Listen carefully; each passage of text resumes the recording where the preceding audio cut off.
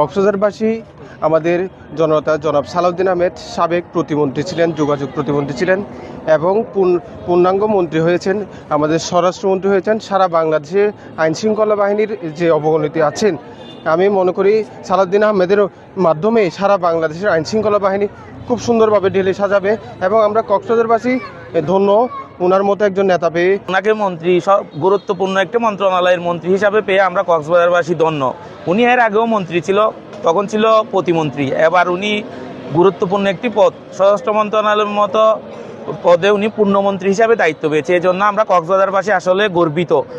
উনি আমাদের শুধু কক্সবাজারের নেতা না, উনি সারা বাংলার নেতা, সারা বাংলার অহংকার। উনি একজন মুসলিম জননেতা। সালাউদ্দিন আহমেদ হলো এই কক্সবাজারের সূর্য সন্তান।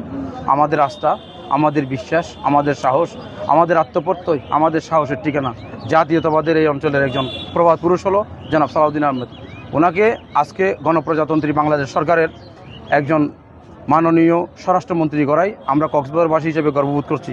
সাথে সাথে এটাই কামনা করছি, সারা বাংলাদেশে যে আইন শৃঙ্খলা পরিস্থিতির যে অবনতি হয়েছিল, ইনশাআল্লাহ তাআলা সালাউদ্দিন আহমেদের নেতৃত্বে সারা বাংলাদেশে টোটাল আইন শৃঙ্খলা পরিস্থিতি নিয়ন্ত্রণে চলে আসবে এবং বাংলাদেশ একটি শান্তির দেশ হবে, বাংলাদেশ একটা উন্নতির দেশ হবে, বাংলাদেশ একটি সমৃদ্ধির দেশ হবে বলে আমি আশা করি।